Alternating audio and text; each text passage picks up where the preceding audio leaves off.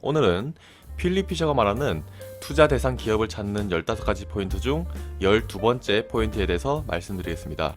12번째 포인트는 이익을 바라보는 시각이 단기적인가 장기적인가 입니다. 영상 보시기 전에 구독 부탁드립니다. 당연하게도 이익을 바라보는 시점이 장기적인 것이 좋은 것입니다. 뉴스나 미디어, 각종 애널들이 하나같이 하는 말이 있죠.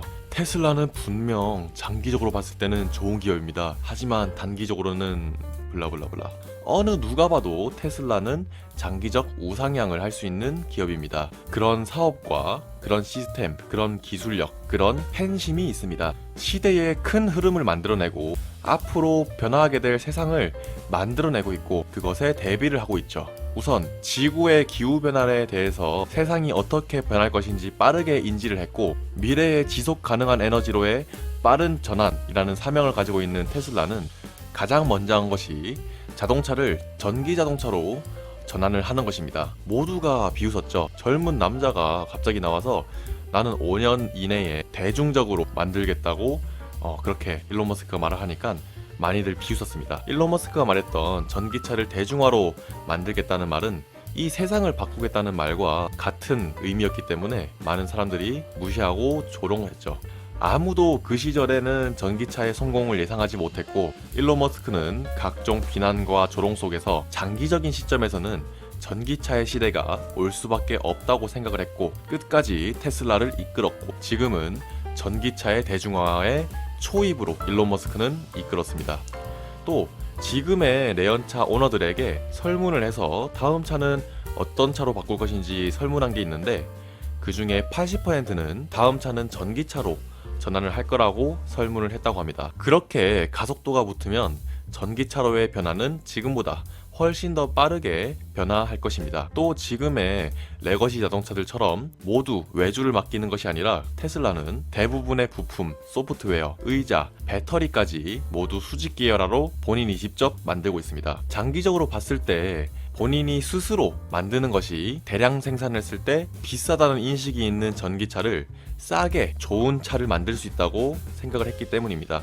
다른 기업들처럼 외주를 줬다면 지금의 테슬라 가격은 1억이 훨씬 넘은 가격이 되었을 거라고 저는 생각을 합니다. 하지만 일론 머스크는 수직 계열을 했기 때문에 지금은 저희가 노려볼 수 있는 금액대가 되었다고 생각을 합니다. 그 결과가 지금의 테슬라 이외에는 전기 자동차로 수익을 낼 수 있는 기업이 없고 모두 적자를 보면서 전기차를 판매하고 있죠. 또 테슬라의 OTA 기술로 리콜은 거의 0에 수렴하게 됐고 또 어쩌다가 불량이 있다면 OTA로 그것을 고칠 수 있습니다. 그렇게 돼서 불량에 대한 불확실성도 감소하게 되었죠. 또 다른 레거시 기업들은 자동차의 모델을 매번 바꾸면서 모델 돌려막기식 신차를 만들어내고 판매를 합니다. 하지만 테슬라는 구형 모델도 OTA 기술로 신차의 기술을 사용할 수 있습니다. 그래서 테슬라를 구입할 때는 신 모델이 나오기를 굳이 기다리지 않아도 됩니다. 또 테슬라의 가장 장점인 FSD가 있는데요. 운전이라는 것은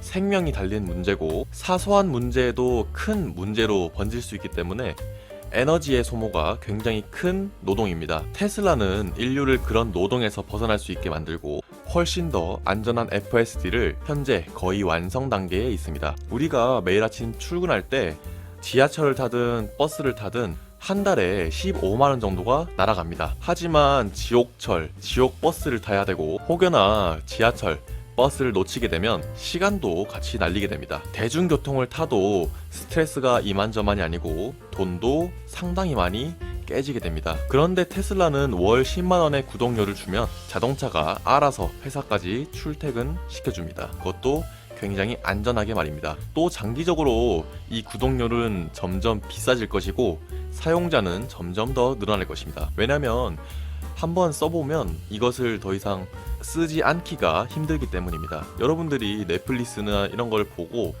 구독료가 높아졌다고 끊으시나요? 구독료가 높아져도 그냥 넷플릭스를 볼 것입니다. 그런 것과 마찬가지죠. FSD는 사람의 에너지 그리고 인명피해, 스트레스를 모두 좋은 쪽으로 낮출 수 있고 신의 기술에 가깝습니다. 이 신의 기술은 조만간 전 세계를 장악할 것입니다. 또 전 세계적으로 AI를 학습할 전기도 부족하죠. 테슬라는 태양광을 이용해 에너지를 저장하는 메가팩 사업도 하고 있습니다.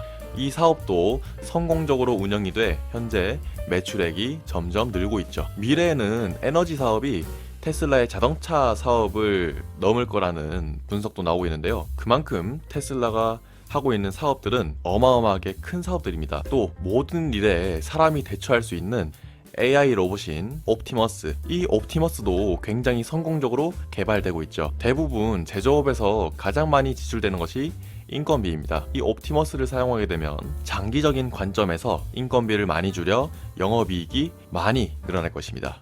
그렇기 때문에 일론 머스크는 휴머노이드 로봇에 많은 금액과 R&D 투자를 하는 것입니다.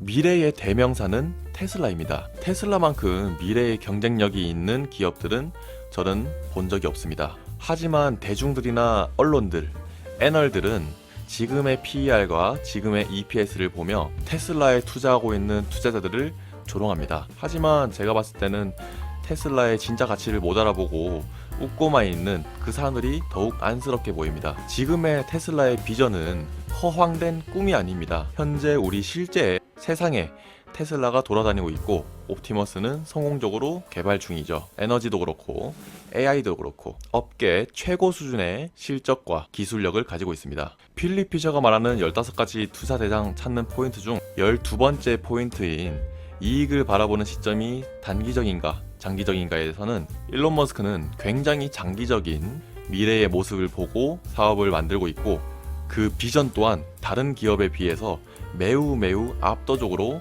밝은 미래를 장담할 수 있다고 저는 생각을 합니다. 여러분들의 생각은 어떠신가요? 네, 오늘의 영상은 여기까지입니다. 영상이 도움이 되셨으면 구독 부탁드립니다. 감사합니다.